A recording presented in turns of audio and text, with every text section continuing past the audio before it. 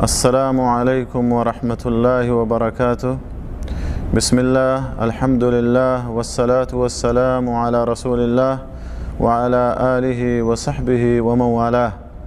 ناظرین کرام، محرم کا مہینہ ہجری سال کا پہلا مہینہ ہے اور یہ حرمت والے 4 مہینوں میں سے ایک ہے۔ ذوالقعدہ، ذوالحجہ، محرم اور چوتھا مہینہ رجب کا مہینہ ہے۔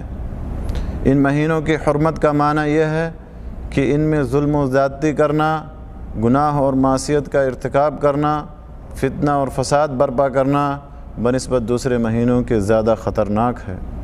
اسی طرح سے محرم کا مہینہ اللہ کا مہینہ ہے اور اس میں نفلی روزہ رکھنا رمضان کے بعد سب سے افضل ہے، جیسا کہ رسول اللہ صلی اللہ علیہ وسلم نے ارشاد فرمایا، افضل الصیام بعد رمضان شہر اللہ المحرم، رواہ مسلم فی صحیح، کہ رمضان کے بعد سب سے افضل روزہ اللہ کے مہینے محرم کا روزہ ہے۔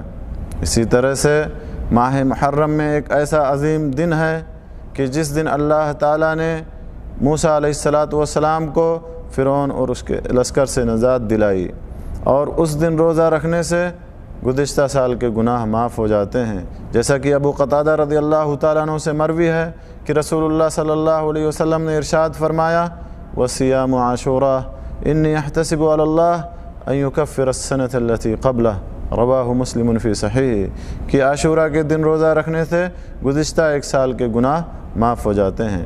اور اس طرح کی احادیث میں جہاں بھی گناہوں کی مغفرت کا تذکرہ ہے ان سے مراد صغیرہ گناہ ہے، کیونکہ کبیرہ گناہوں کی مغفرت کے لیے توبہ شرط ہے، اور یہ اس مہینے کی خصوصیات اور فضائل ہیں۔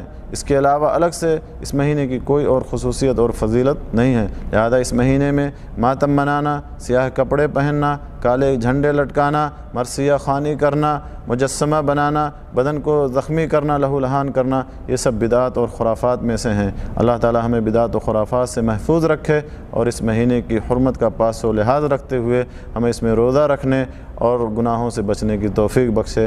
آمین۔ وآخر دعوانا ان الحمد للہ رب العالمین، وصلی اللہ علی نبینا محمد وعلی آلہ وصحبہ اجمعین۔